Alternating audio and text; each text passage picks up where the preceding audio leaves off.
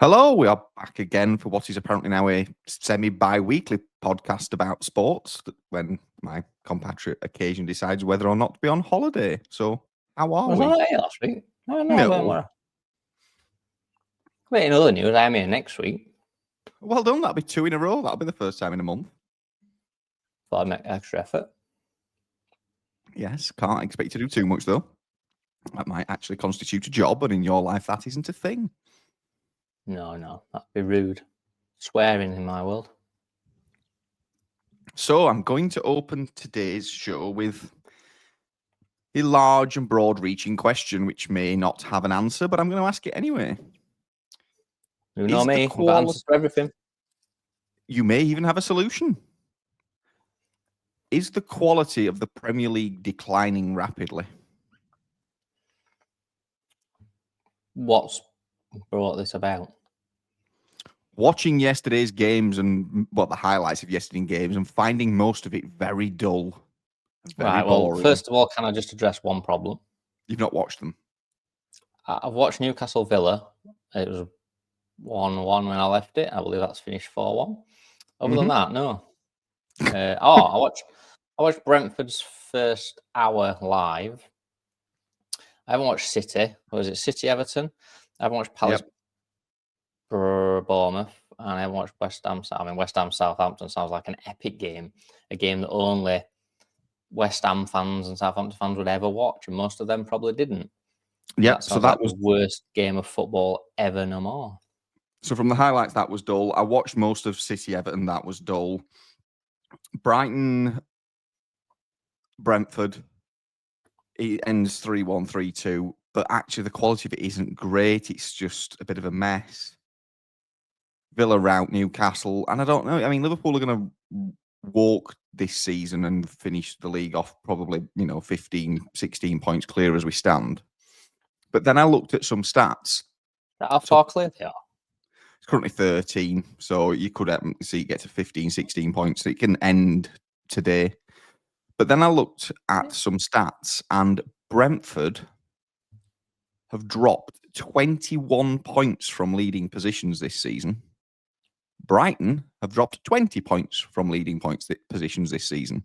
If they both hadn't done that, they would be second and third in the Premier League. But you've dropped that many points from leading positions, which is just not a good look.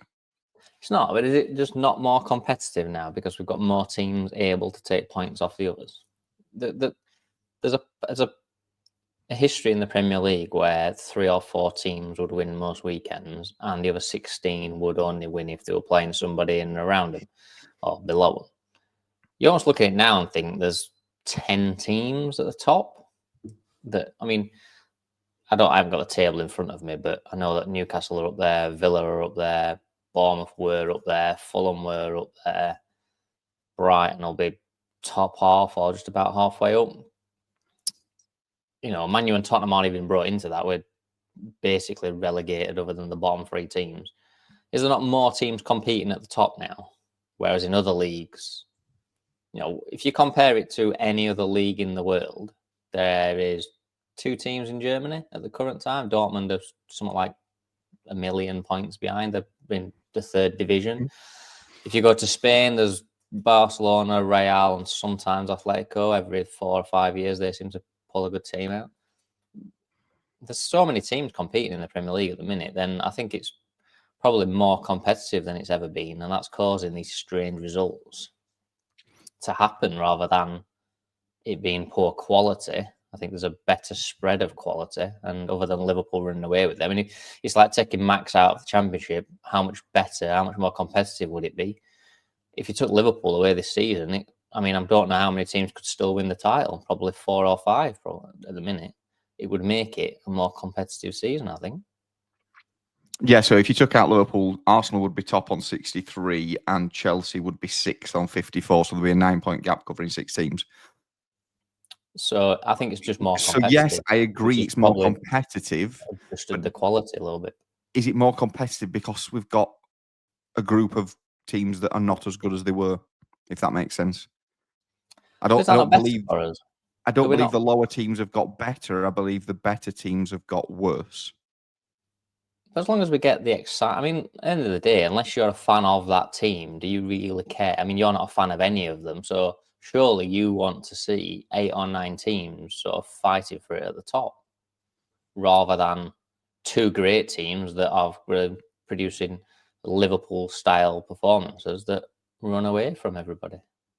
Yeah, you're right. I would like to see it as a close league, but I'd like to see it as a close league based on teams at the I mean, best, and I just don't think we're it's seeing the that way right everybody now. plays at the moment, isn't it? It's like, I mean, I don't know what's happened here. There's a guy on a stretcher, so he looks like he's not played too well. Everyone's playing the same style of football where they play out. I mean, Brighton, was it Brighton yesterday? The keeper passed the ball straight to, was it Brighton?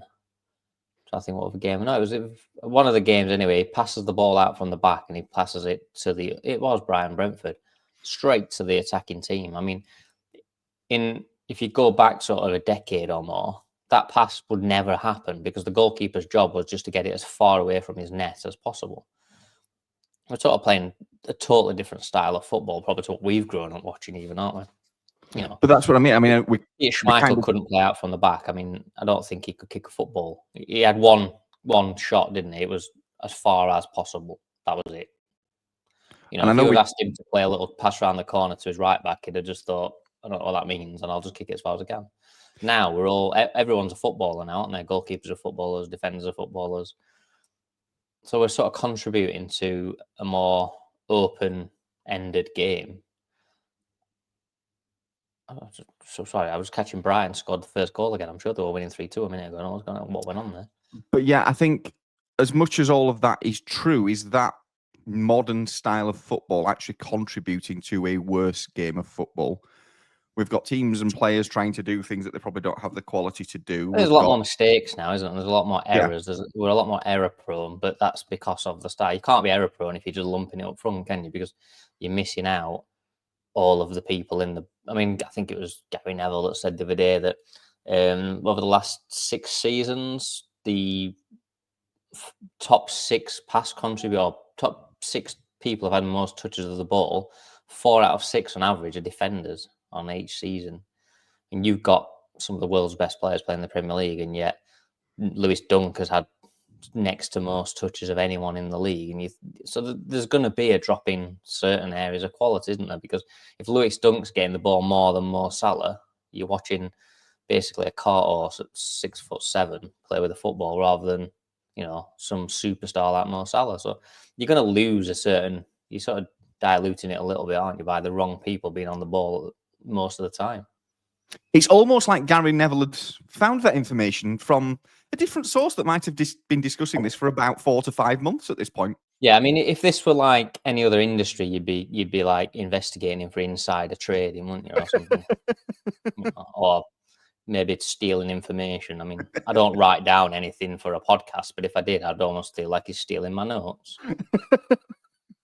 And that's Luckily, the the thing. Man We United don't fan, actually so I write can let or him off. plan anything. So No, and then that's just across life as well. That's not just the podcast. Can we just add? You know, we I don't don't plan anything.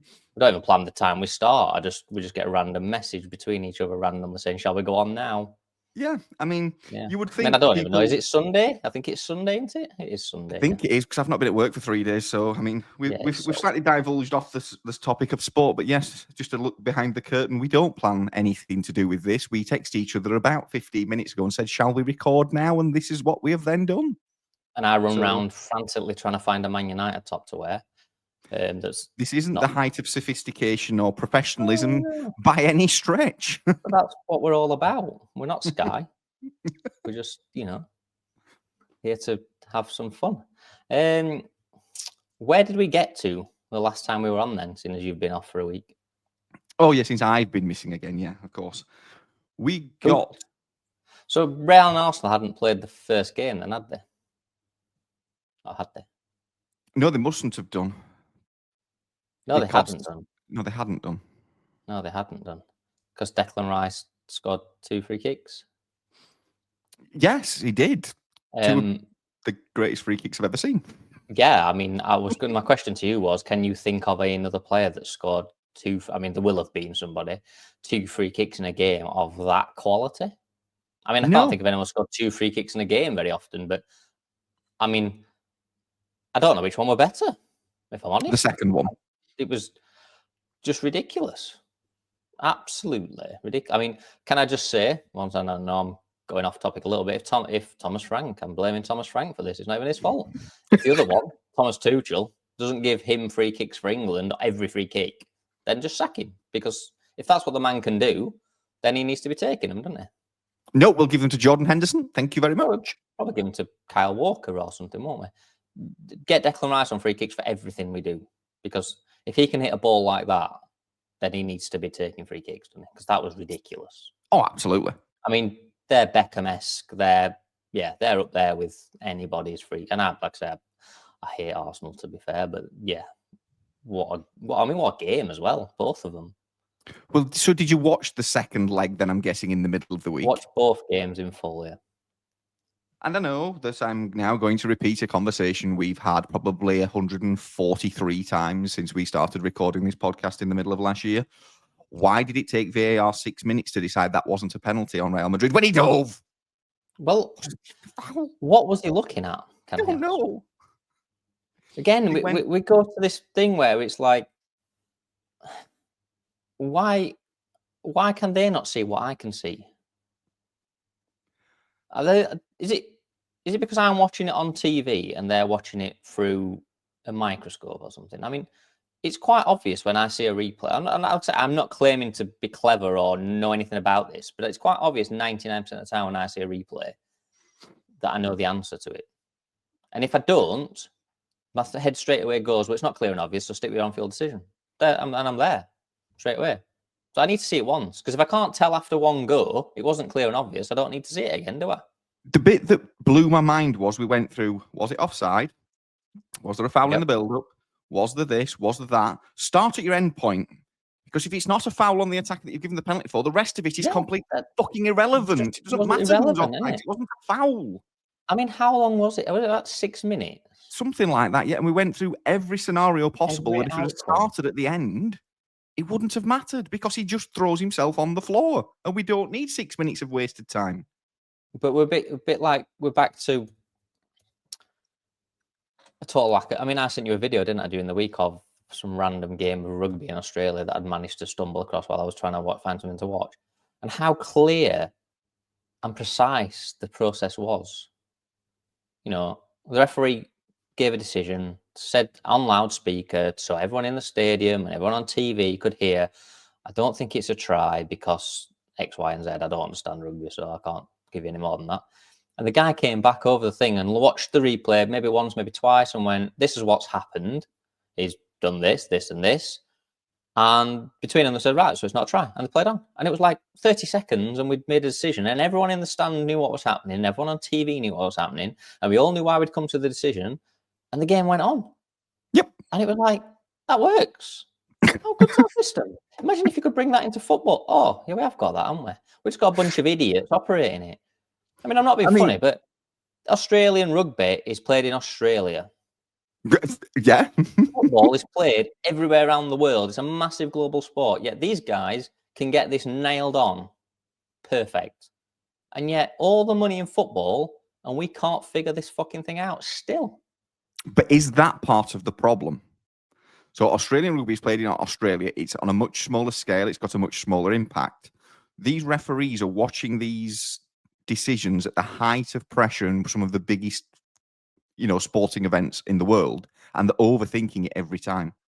Because literally, like you say, that the foul on Mbappe, I watched it once on replay when he's just thrown himself to the floor. It's not a penalty, but they're so desperate to make sure they get it right that we're looking at every possibility within it all the time. But they're almost, like I've said before, they've created a rule and then they caveat that rule by putting 1,000 other rules on top of it. If they stick to the letter of the law of what they've brought in, VAR is there to prove something is a clear and obvious error.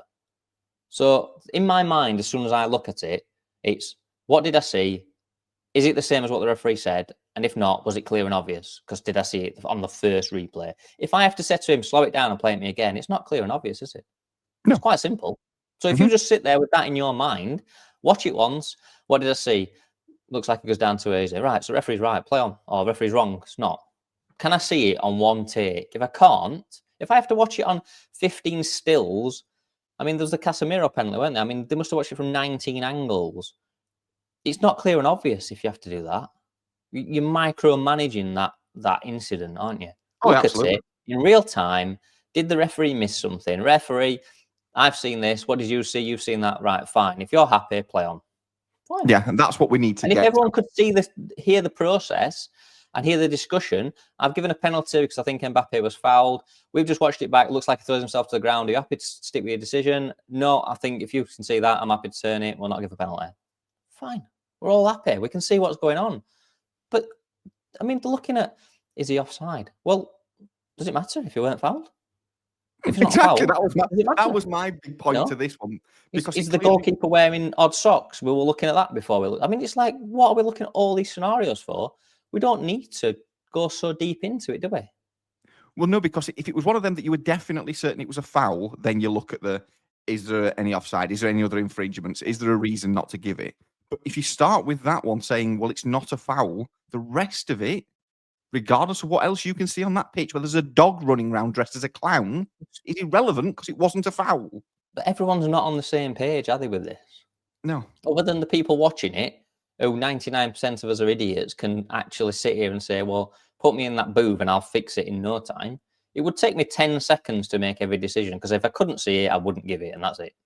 Yeah, and the Mbappe one, literally, first look, he's throwing himself to the floor. That's not a penalty. To the floor. So, ref, he's throwing himself to the floor. It looks to be very minimal contact. Are you happy to still give a penalty based on what you've seen? No, if you say that, I don't think it's right.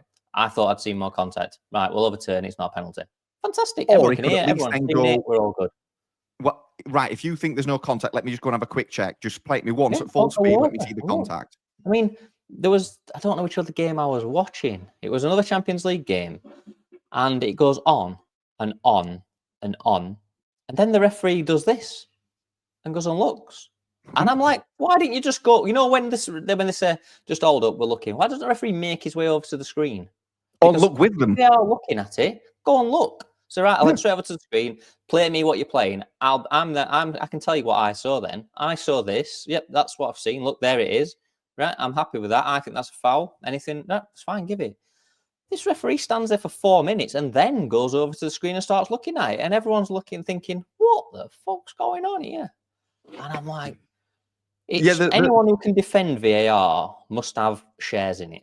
There's so many simple solutions. Like I said, so once they say they're checking, he should check with them. There's no point waiting for them to go, we've checked him now. That not every scenario needs him, because they'll say, we're just checking to see if it was handball or it doesn't hit his hand. But if they've got to hold the game up, make your way over there. You don't have to sprint over there. Just steadily make your way over there, because within 30 seconds, you'll be at the other side of the pitch where you need to be. And if they haven't made a decision by then, it obviously needs your eyes on it. So let's start with sending the referee to the monitor whenever we have to stop the game, because we've stopped anyway, so we might as well be there doing something. Because we're all just, we know. What happened to this communication? When did it come in, this communication? Was it FA Cup or League Cup, or where they started talking to the crowd? Done historically in the women's game first, and then I think it first came into the League Cup or the FA Cup over here. It's disappeared again. Yeah, because it's a trial. And because we're trialing whether humans can speak. It's not. We're starting with hamsters next. We're going to start trialing it on hamsters. And then this semi-automated offside. How have we been the only country that can't make it work? Why do we not? It just seems to take twice as long as any other country. I mean, I watched Italian football the other night. It took about 4 seconds to give him offside. And then I watched the game midweek, and it took about 500 minutes for him to draw this fake line on and then decide that his heel was onside. And then I don't even know what the decision they gave, because they gave a free kick in wrong side of pitch. We're in there off. And I'm like, well, it can't be offside on that side of the pitch. What the fuck's going on here? And I was like, it just doesn't seem to be as fluid as it was in the Champions League. I know nothing's as fluid. But still the same people are operating it. I mean, it's just... And they're saying, well, if there's a crowd of people, it doesn't work. And I'm like, it's football. Of course there's a crowd of people. What the fuck? I mean, the whole idea is there's got to be multiple people for him to be offside. I mean, fucking hell. The system won't work then. There's always been 22 players on a football pitch when we designed these systems. That we should be fully aware of that. Crowd offside, and there's 62,000. I want to tell between 3 or 4 people. A line's a line. If they draw a line on and it's straight, you will be able to tell whether somebody's offside. And I'm like, fucking hell, this is just Can't we just go back to referees getting decisions wrong? Because I didn't mind it, to be fair. It was quite a good talking point in a pub on a Saturday night or Sunday afternoon. Whereas now, nobody talks about VAR because no one understands it. And everyone's just infuriated by it. I don't think anyone likes it anymore. I don't think people invented it, I think, hate it. I mean, I'll be honest, when it first came in, I was all for it. I thought it was a great idea. I thought this is better for football. We'll stop getting these.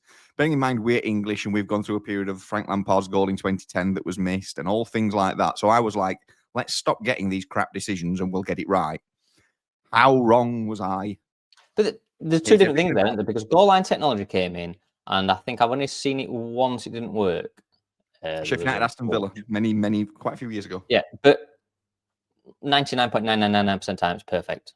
And it's there and it serves a purpose. It's a clear thing, isn't it? Is the ball over the line? The technology works. That's great. I'm all for that because that works. This is just three idiots having a different opinion of the same incident. And if you put 50 people in a room and show them the Casemiro penalty, 10 will say it's a penalty, 20 will say it's not, 15 will say I don't know what you're looking at, and 5 will say I don't understand football. You're going to get different opinions, aren't you?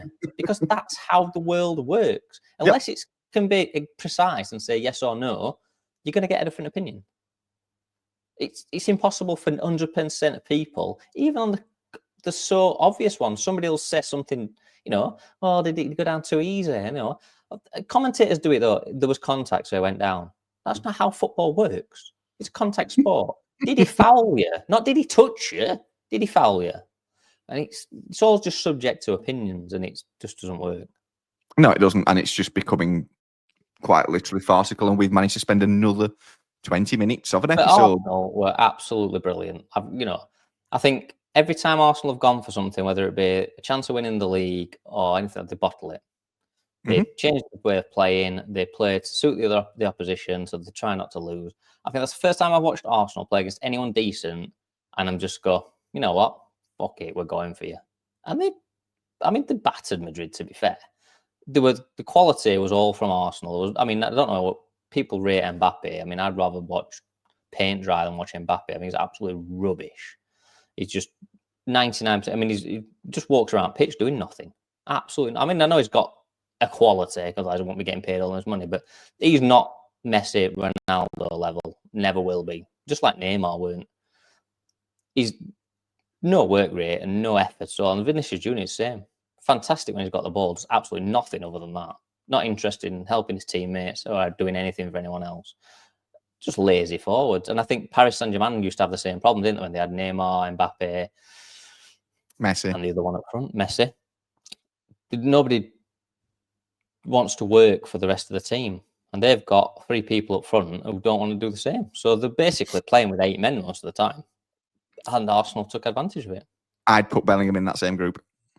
Yeah, he's yeah. I think he's. I've watched Real Madrid probably a dozen times this season. I can't think of a time where I've thought, yes, that's a great player. That he does things. He has flashes. He has moments of brilliance. Most of the time, he's walking around with his arms in the air, shaking his head at people, running into positions he don't need to be in. He don't look that good to me. I think Madrid are now a club of egos and not players. They're not a squad. They've always been, haven't they? But they've always had world-class players with massive egos, but they've always had the best players. They seem to have the biggest names now, but they're not the best players. And historically, when they did have the best players, they also found a way to coalesce as a squad when they had Owen, Beckham, Zidane, Figo, that group and the original Galacticos were big egos. They were big talents, but they found a way you to just name 3 people there, and you would never say to any of them they don't have a work ethic. Even Michael Owen worked hard as a forward. Zidane had everything. He had every quality as a footballer that you can think of. He got around the pitch. He put tackles in. He gets stuck into people. David Beckham. He ran miles. They've got 3 people now that you pick out, and you look at them, or 4 even if you're going to put Bellingham in. I think they don't cover much ground. I didn't see them closing many people down or tracking back and making many tackles in their own half. No, they won't do it. Arsenal played to that strength. And like I say, Arsenal brilliant, absolutely brilliant. If Arsenal played like that more often, they would win some trophies.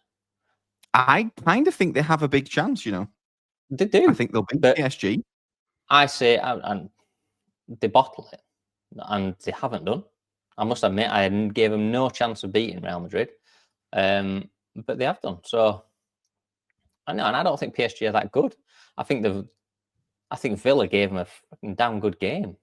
And, people that say there's no depth in the Premier League, Villa, I mean, that was some game, the second leg, for them to start coming back and almost beat them. Because they were on the ropes, weren't they? So this is the last two ties that PSG have played now. In my opinion, Liverpool should have beaten PSG in the second leg. They had far of the better of the game. Mm-hmm. And Villa, with a bit more luck and a little bit more of a cool head, would have at least got to extra time. I think the chances fell to Rashford and people were praising him. I thought he played all right. I don't think he was amazing. I think they've just got one or two players in there that aren't quite probably Champions League-esque. They're a little bit of that level below, and they just lacked a little bit of quality. But they gave them a damn good game, didn't they? Yeah, and I think Arsenal can certainly do a number on PSG. I can't see any reason why not. No, I think they definitely can. The other semi-final has made you look a fool, a complete and utter fool, because Inter Milan have made the semi-final after you said Bayern Munich were the real deal. Yeah, they're not, are they? To be fair, I didn't actually watch the Bayern Munich game. I didn't get round to it. I kept seeing the score flash up, but I was trying not to look at the score, so I wasn't planning on watching the game. And then I don't really know what happened. I can't remember, but I know Inter have gone through. Yeah, and they will play Barcelona. Yeah, I mean, Barcelona will tear them apart, I will say. I watched Barcelona a couple of times recently, and they've got some good players. Yeah. I mean, again, they're sort of made of superstars, aren't they? Whether they've got the work ethic to do it, but yeah, I think Barca have got to be favourites, but I think Arsenal have got to be second favourite. Yeah, PSG it third. Would be ironic if PSG win it, having sold Messi, Neymar, and Mbappe, and having them all there for that time, and then go on and win the Champions League shortly after getting rid of them all. That would be quite a telling story, wouldn't it? Well, it would, because it goes back to a point we've made a couple of months ago, that you can be a successful team without having what people consider the very best players. If you look at Aston Villa getting into the Champions League, whereas they did without what you would call, the top talent. You've got Forest, who've done the same in the Premier League. When you look at Real Madrid, who've now won the Premier League. You look at Real Madrid, who've assembled this squad of apparently the greatest talent on the face of the earth, and they're failing right now. Well, yeah, so having all the league and they're not going to the Champions League doesn't always get you the right result. But then we move on to Thursday night, and that was an interesting evening of talk about bottling it. I mean, both sides bottled that one. I mean, I need to check my health insurance before I watch any more Man United games, I think, because I'm not sure how I survived that. So before the game started, I knew something had happened because a friend of mine from the UK texted me saying, "Have you watched the game?" Which would only ever happen if there was some drama or something going on. To caveat that, as I got up in the morning, I turned all notifications off because I watched the game delayed. It flashed up from Sky Sports saying Kobe Manu. And as soon as I saw it, I flicked it off. So I thought, well, Kobe Manu's done something for him to be a headline. I'm guessing he starts the game maybe. So maybe it's saying Kobe Manu starts for United. He didn't start the game. So I thought, right, he's going to come on. He's going to do something.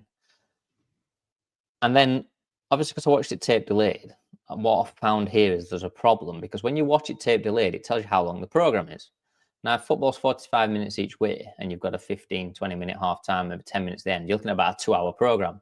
The programme was 3 hours something. So I'm thinking, well, we're definitely going extra time and more than likely penalties. Okay, that's fine. We're drawing going into the game, so that's not a disaster. At 2-0 up, I'm thinking, and then Garnacho goes through on goal. I'm thinking, well, this can't go to extra time and penalties, can it? Because we're going to be 3-0 up in a minute, and they're not coming back from 3-0, 2-0, 3-0 down. I don't know what happened after that, if I'm totally honest. When you go out on a night out and you get the next one, you can't really remember a lot of it. It was kind of like that. I'm lost for words, to be fair. It was like I thought for an hour, we just worked harder than them. I'm not saying we were brilliant, because we weren't. We worked harder than them. We created more chances than them. We were reasonably good and should have been well out of sight. We had 2 or 3 more chances, especially Garnacho's, to just put the game to bed. And then in 10 minutes later, it's 2-2. And it was like everything just started to go wrong. And then they got a man sent off, and you think, well, we'll kick on now and just win it. and it's 4-2, and I'm like, I don't know what. When you look down and like, I'm not sure how we've lost this game, but we're going to lose 4-2. But I'm still in the back of my head thinking, this program goes on too long. This has got to go to penalties. I'm hoping, and I know Kobe Mainoo must do something because there's this little headline that I've seen, and my mind's just, I don't know, I just couldn't focus on anything, thinking, what the hell goes on? I mean, to be fair to Bruno, that penalty had some pressure on it. Yeah. I mean, the entire season came down to if he missed that, that was it. We were done. And then the guy who's had the most flack possible for being a footballer in Harry Maguire scores another winner. I mean, it was just, the most bonkers game of football I think I've ever watched, just for the swings of it. I mean, I don't think a game's ever swung, but like one way, then back, then again, and ended like that. I couldn't see us losing it. Then I couldn't see us winning it, and it finished 5-4. It was just the most mental thing I think I've ever watched in my life. It was like a drama series within like a 50-minute period of time. And now you have a centre forward. We do. Not one that's of any good, but... And not one you bought. Yeah, Rasmus Højlund. Harry Maguire, there you go. Struggling, isn't he? I mean, I sent you the stat the other day, didn't I, that Rasmus Højlund scored 3 goals in the Premier League. And Mark Gahey, who plays for Crystal Palace, has scored 2 goals for Newcastle this season. That's one less than £70 million striker. I mean, he was running around with his hands in the air a lot, shouting at other people, even though he wasn't in a position to receive the ball. When he got the ball, he almost looks like he's playing with a hand grenade, and it's going to blow up at any point, and he just has to get rid of it. So, he's a struggling. I mean, for me, I'd just play Garnacho up front. I'd play Maguire. He's not world class by any stretch, but he's quick and he gets chances. I play Garnacho up front, and I just put an extra midfielder in. I'd just set to Højlund needs to sit out rest of the season, and we'll talk to you in the summer, because he's not even capable. I don't think he'll score again this season. Well, Xerxes won't, because he's injured as well. Yeah, well, that's not exactly a major blow, is it? I mean, he says that he's going to play the kids now for the rest of the season, so hopefully he does, because I think it can't go any worse. Our kids are probably better than most of our first team. Which you are now guaranteed. I have said over the last few weeks that I've seen glimmers of hope and little glimmers that we're getting a bit of structure there, and the players are starting to understand what they need to do.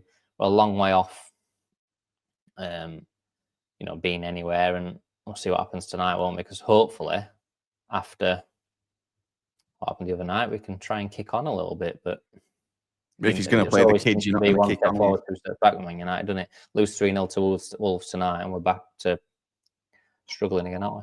It's kind of irrelevant, though, if you lose to Wolves tonight. Let's be honest. It's already been confirmed it's your worst season in history.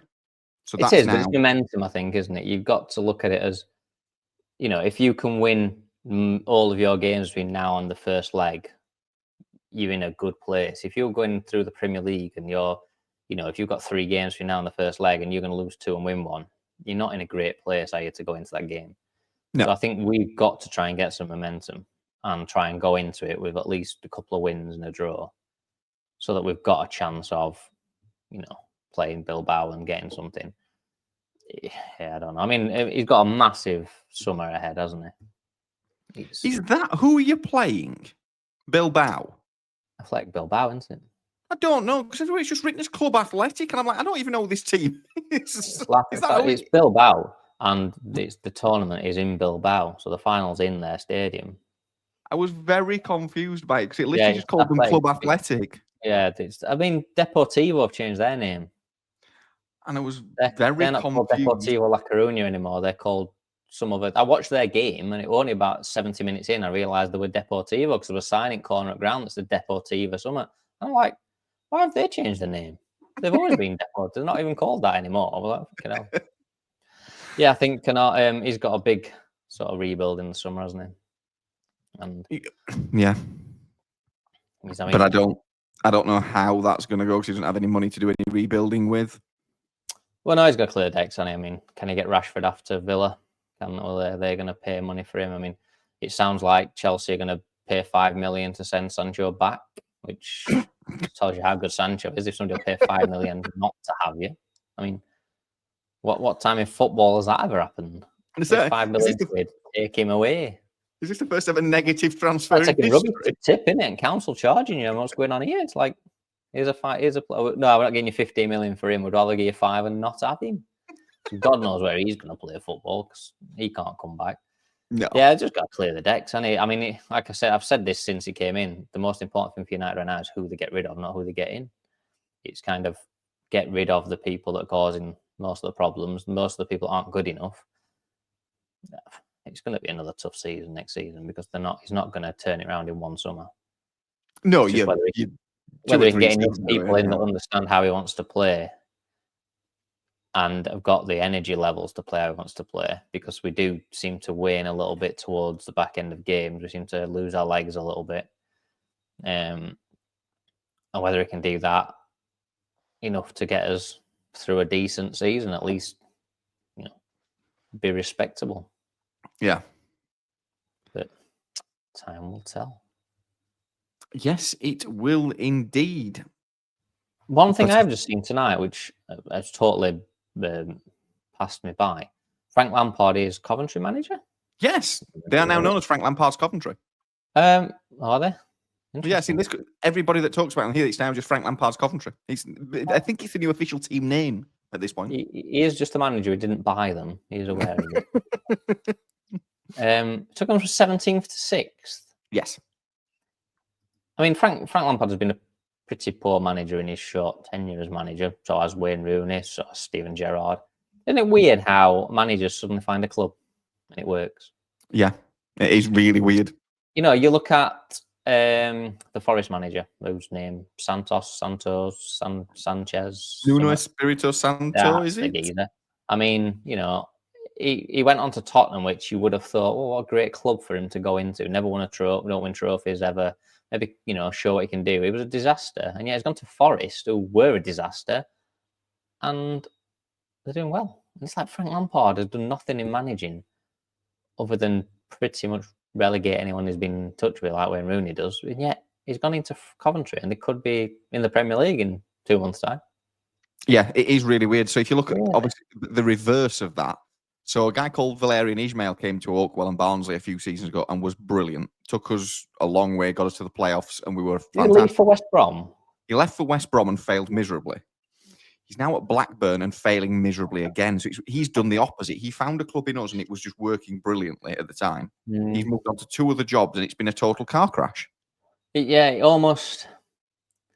I'm not going to say it's luck, because I think does people a disservice, doesn't it? But it almost has to, there's more to it than just whether you're a good manager, I think, isn't there? There's something that clicks somewhere that makes you have a success somewhere. I don't know, it's just, a moment in time where you win a game you shouldn't win, just like Man United win the other night, whether that can just change things or what. But Frank Lampard's shown nothing as a manager, and yet he can do that with Coventry. I mean, Coventry aren't a big club. They've not got great players. They didn't even overrun the stadium for a long time. What does he do that turns suddenly Frank Lampard into prime Jose Mourinho when he was prime, car crash manager? It's just, I just don't understand. I can't make the logic about it, because I look now and think, if United changed their manager, I'd want someone like Thomas Frank to come in, so I think he's a great manager. Or is he just at a club that suits him? And they come into Man United and it doesn't suit him. Because there's another good example of that of Graham Potter. He was brilliant at Brighton. Fantastic. Brighton. And then everywhere else it's been a bit... West Ham, crap at Chelsea. And now I look at Graham Potter and think, I don't want him. Come out of Brighton, I'd have had him as manager any day of the week. Now I look at him and think, it was crap. His football's boring. He's miserable. He never smiles. There's only one actually in recent times I can definitely give you that it's working at multiple clubs. So Eddie Howe went to Bournemouth, did brilliant there. Come to Newcastle, he's done a great job there. He's found. He did, and I think twice. When you look at Eddie Howe's situation, he had a difficult time at Newcastle, didn't he? Because a lot of people didn't want him there. A lot of fans said he weren't good enough. A lot of the media said, I listened to a lot of Simon Jordan. He said that he wouldn't take them anywhere and do anything for them. But he has had time. And maybe that's the key to it. If it doesn't work, and I've said this before, and I don't just kick them out, stick with them, and it'll come good in the end. But Frank Lampard's not had a lot of time, has he? He's just spell somewhere and it was working an absolute treat. It just shocked me when I saw. I mean, I didn't realise they were back in management, but I don't particularly stay abreast of the lower ends of the championship. But then to see they were sixth, I thought, how has he done that? What tactical? I mean, next thing you know, Wayne Rooney's going to be winning games as a manager, isn't he? I mean, is he going back into? Where's he going now? I don't know. I thought he was taking a break, if I'm honest, but I then did see a rumour that he might. He's on the bookies list to take over at Blackburn Rovers. Yes, that was it, Blackburn. Yeah, I mean, like I say, if you're a club chairman, I don't know why you employ Wayne Rooney, but I don't know why you'd have employed Frank Lampard, and it's worked. So I don't know why club chairman don't just throw 3,000 names in a hat and pick one out, because it seems the most random thing in the world whether you get a good manager or not, doesn't it? Almost pick somebody that no one's ever heard of. It's just better, because if they've heard of them, it's just going to be a disaster. That's what I'm with Barnsley and Valerian Ismail. I'd never heard of him. I'd never come across the name. Like the lower reaches of the Russian third division and pick a guy out who's won 3 games in 4 and say you can be our manager. And if no one here, it goes wrong, we'll just send you back. It don't matter. It's bonkers, isn't it? I mean, the Leon manager was on the Twitch line for only the second time in so many months because he's banned for abusing a referee. I'm like, what's gone on? He's been banned for 9 months. Jesus, that's impressive. How bad was the abuse? I was like, he's an interesting character, isn't he? Yeah, I thought that was quite strange, Frank Lampard. Yeah. Don't particularly rank him as a manager, but he's doing very well. I mean, if he got them to the Premier League, it's like, wow, isn't it? I mean, his stock suddenly right up there again. He's going to be looking at next time Chelsea sack the manager, which will be probably sometime in April.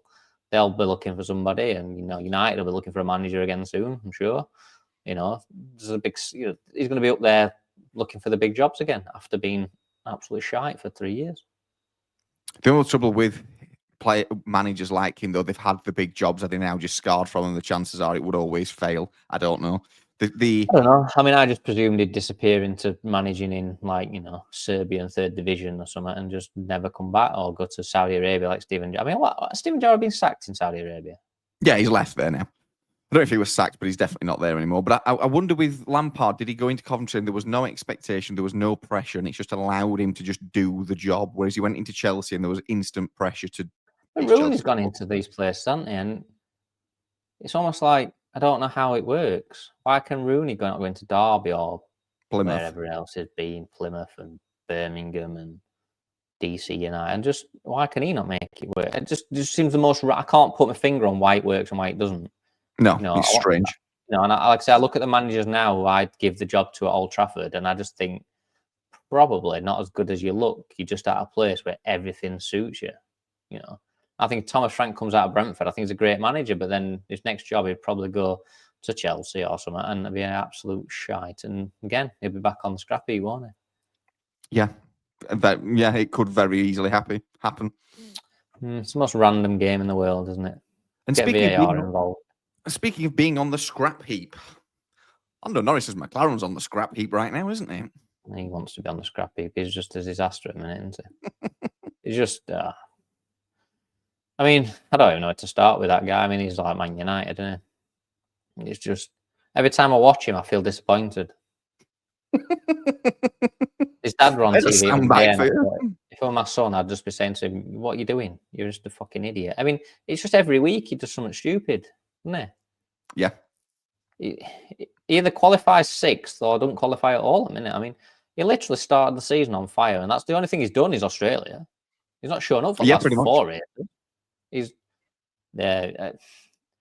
in danger at the moment of being out of the championship before even in it. But weirdly still leads it as we sit here right now speaking.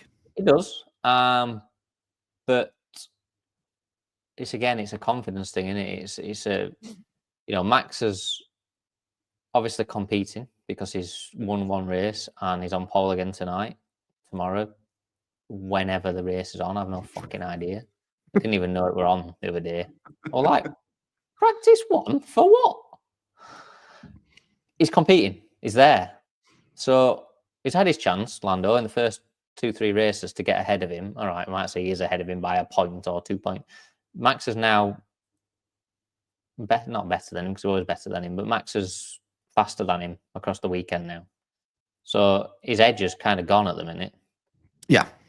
And you don't get too many chances to fight Max one-on-one and come out on top. He's had his chance to get a 15, 20-point lead and try and, keep it going through the season. And there's a good chance by the end of tonight he's behind Max and may never catch him again because he doesn't look even capable. I mean, George Russell's out driving him now.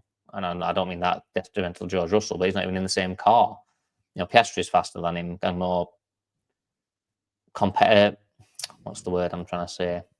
He's regularly composed, yeah. Max is there and George is there, so he's just way off it, isn't he? He just doesn't seem zoned in at all to the project that's ahead of him.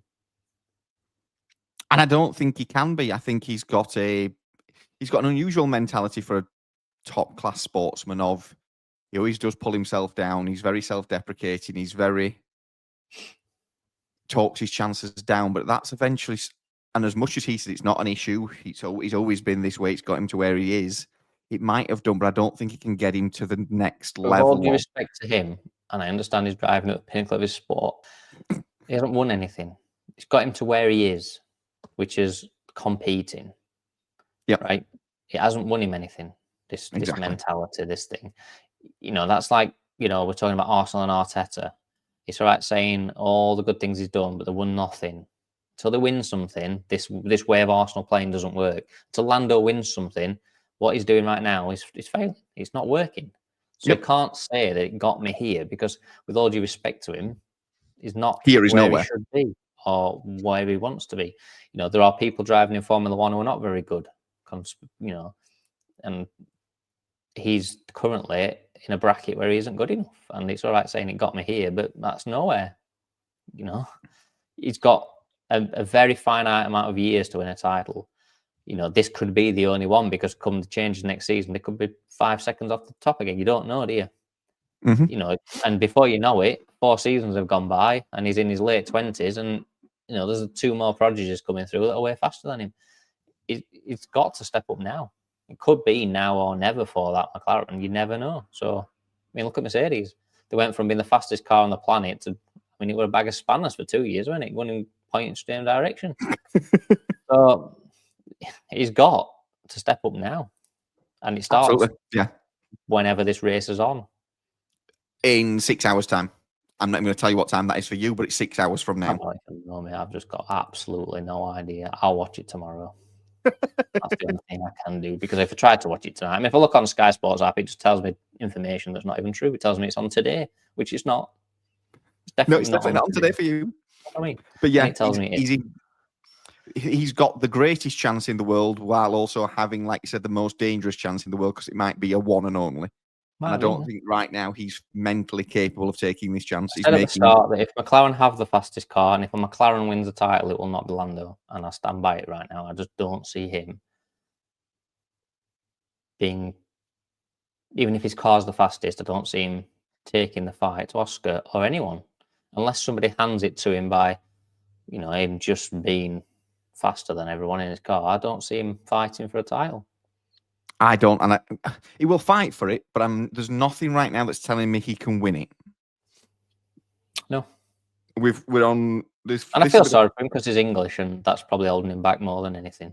Because it seems to hold everybody back from winning stuff, doesn't it? Unless you're some swimmer from middle of nowhere that no one cares about. But in big sports, it seems to always hold us back because we just don't seem to get over the line.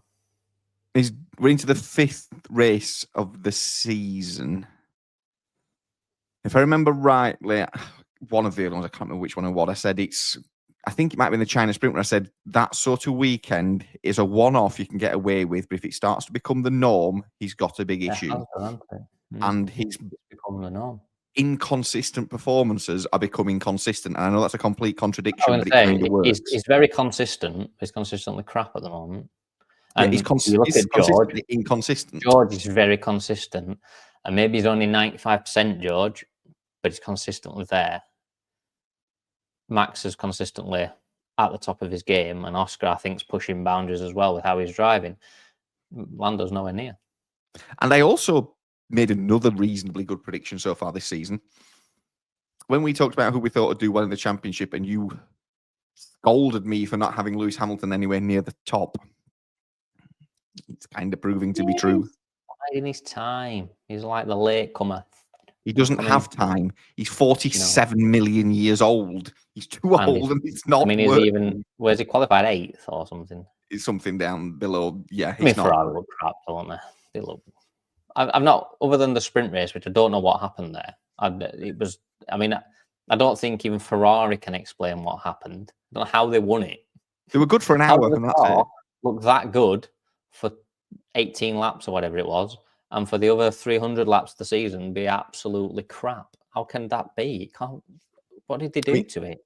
The worrying is that thing the only race? Is that the only sprint race where Ferrari didn't touch the car? The worrying thing for Lewis right now is like just send it out and it'll be all right. We're four completed weekends into the season, and he's 5 points behind Antonelli, who's driving his old car. Yeah, I mean, the decision to move to Ferrari right now doesn't look a great one because the Mercedes looks competitive to a certain level, and the Ferrari looks like it couldn't compete with me. It's that Mercedes looks a very nice car to drive, which is an unusual thing to say. What it normally has been the last 2-3 seasons. It's looked like an absolute animal to drive, and it's just not turned in. It's not like fast corners. It's not like slow corners. It does look, it just looks to be lacking a little edge of pace somewhere. It's lacking the outrightness. Car they could build on through the season and be competitive as the season goes on, whether it's too late by the time they come to the forefront. I think at the minute you're looking at Max and Oscar just fighting each other, and if Max is in the fight, I don't see anyone beating him. No, I said that at the start of the season. As long as that car is reasonably competitive, Max wins. He's the best driver on the grid. He's qualified on pole by the smallest of margins, but if he gets into turn 1 first, it's going to be a difficult job to pass him and beat him. The only difference we're going to have this weekend is it's very different to Japan. He's not going to be able to just sit and block Oscar. And I don't mean he blocked him in a bad way. I'm not trying to say he did anything wrong. But the nature of the Japanese track, didn't he? Yeah, he could just sit there. I feel like I'm defending Max Verstappen all of a sudden, which is really concerning for me. But you just got to praise driving where it is, haven't you? And, we can't deny. We can't sit here. We'd be hypocritical and stupid to sit here and go, well, it's just not him. He's the only bit. I mean, it's 99% him and 1% car right now. The only bit I've had an issue with all season so far is it's a narrative I'm fighting alone right now. That Red Bull is not a tractor. It is not the 5th best car on the grid. It is not. No, it's not. It's a narrative he's spun to help him, hasn't he? And people buy into it. People are stupid, aren't they? If they see it written in black and white on a screen, they just believe it. Everything on Facebook's true, isn't it? 99% of it's lies, but everyone believes it. If you put on Facebook that Man United is playing blue every week, then they'd believe you. You are sat wearing a blue Man United top, to be fair. It's not really. It's just people believe anything that's wrote down, don't they? Yeah. You don't have they can't compute things themselves. I mean, the Red Bull is an inherently quick car. It's an inherently difficult car, and it's very hard to get any speed out of it. But if you've got the talent and the ability of Max Verstappen, you will succeed because he can do it. It tells because they always come into a weekend and they're always miles off it. And by the time qualifying comes, they've figured out the problems by communicating with the driver, i.e. Ferrari not being able to do this, and asking them sensible questions like, is the water in your helmet? Yep. Where's the water coming from? It's coming from the water. Yeah, I guess. They're just communicating with the driver in a sensible sense and say, right, what's not right and what is right, and let's work on the things and get through. I know Max has an arrogant way of putting it over the radio, but he must put it in a different way when he's sat in front of people that they can understand and they can fix. Asking when Lewis Hamilton asks where I'm slow and he just lists every corner on the track plus 3 that aren't on it. It's not a constructive conversation that you can put anything right, is it? There's no wonder they're not getting any better through the weekend. They seem to go backwards actually, because as other teams get better, they just seem to stay where they are. And I think that with McLaren a lot, as much as they won the title last season, they don't seem to communicate very well as a team. They seem to always be hot potato. It always seems to be pass it on to somebody else quickly because I don't want to hold on to it because what do we do? What do we do? Panic. Because there just seems to be an experience with Red Bull that they know how to get the best out of the situation. Don't panic. Take your time. Do the right thing. And it comes good towards the end of the weekend. I mean, if he wins tonight, I take it he's top of the championship. He would be very close. It would depend on where Oscar and Lando finish because obviously they're the top 2 right now. He is 8 points behind Norris. So if he wins and Norris comes second, for instance, Norris would be a point ahead. So if Max wins, the chances are yes, he will lead the championship after 5 rounds. Is Norris 10th then? 6th. No, 10th. Apologies. Of course he is. Absolutely. Yes, he's 10th. Has he had to take any penalties because he's had to have his car rebuilt, or is that not? Not that we are aware of as right now, but it's still too far away. They won't even be discussing that anywhere, so we don't know until we get to within a couple of hours of the start of the race. Because McLaren didn't take new power units, did they? But Red Bull did. Red Bull got a new engine for this week, and people have put so it sort of shows why they're probably at the peak. Had the McLaren put a new power unit in, they probably have had a millisecond or whatever it was, and probably been on pole, but wouldn't stop Lando crashing it, would it? So probably crashed even. No, and writing off 2 wheels, a suspension, possibly a gearbox, and whatever other bits that have not attached to where they should be. So Oscar or Max basically win it, don't they? Unless somebody's going to crash. I mean, there's definitely going to be a safety car in there. Yes, and there's a very strong likelihood of a red flag. I know this doesn't sound like a really stupid question, but Lance Stroll is still driving, isn't he? Because I haven't seen him do anything. I don't remember seeing him not qualify this is a track he inherently crashes at when nothing's happening. We have to say, yes, he is still driving because that is factually correct. But whether you can call it driving then becomes a debate. And you can tell who the good drivers are because it's them that can get out of a pit lane and then that have to do a 15-point turn to get out of him. And what's going on here? I mean, wall's not moved. It was again last week or something. I don't even know if he finished last week. I don't care. He shouldn't be on the grid. He's just crap. And I've got no interest in whether Lance Stroll is 6th or 61st. Well, it definitely won't be 6th. Unless the only reason he'd be 6th is if 5 cars finished. And then he'd be 6th. I'm just hoping we get him in a wall again and his engineer can ask him so if there's he going can to be a drive red it flag. back. Well, there's definitely going to be a safety car of some sort. There'll more than likely be a red flag. There's enough bad drivers out there to be a red flag in there. Because 1 or 2 slightly suspect Southampton-style drivers. Who's going to win them? Oscar. Oh, we're going to go opposite you and go Oscar because I thought you'll go Max. I can't back Max, can I? I'm going to go for George for the minute. Going to go for George. George is going to pull out some tire whispering one stopper, or he's going to beat him on a dodgy safety car. George will win it. I'll go George. So what we're saying is you're not basing your predictions based on logic or fact. You're basing it on you don't want to pick Max. I'm thinking about where I'd like to be where the sunshine is. I'll go with George Russell. And that's it. That's where we're going. We're going with George. George will win it. And where does Lando get to? Underway. Where does what? Lando get to? I think he struggles. I think he'll start well, probably gain a few places, maybe 6th. Ooh, I was going to say 5th. I think he'll bottom out. I think he'll have that resurgence early on, and then I think I just don't see him having he ain't got that fight and that, we talked about this, didn't we, with the England football team? Has he got that will to die on the track type of? No, that sounds like a really bad analogy. Wow.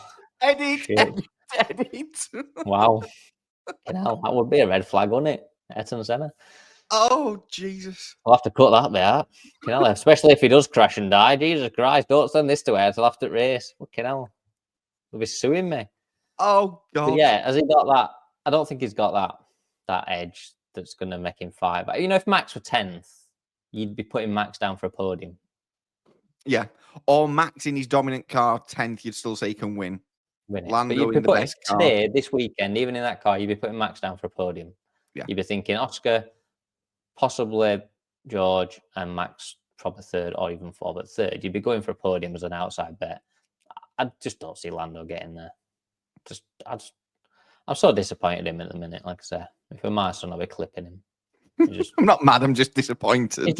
I'm just disappointed. I'm not going to shout at you. I'm just going to walk away.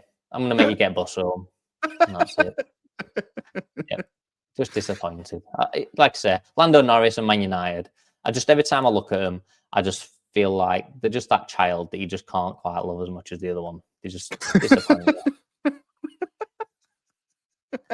And that's it. And that's what happens when you sport football. When you follow sports teams, they just let you down, don't they? Don't matter who you follow. Yep. I pick random ones. I watch games on TV here, and it's like, I don't know, Japanese A League or K League or whatever it is. And I think, oh, they look a decent side. They get beat 4-0. And I'm like, even teams I don't know can't win. Everything just lets you down in the sporting world. I'm going to start supporting Max. I'm going to buy a Max t-shirt, and he'll start failing. I mean, look what I've done for Arsenal. What have I done for Arsenal football team? I've turned them into prime Barcelona. Yep. And it's all your fault. I've supported Man United and turned them into prime Tranmere Rovers.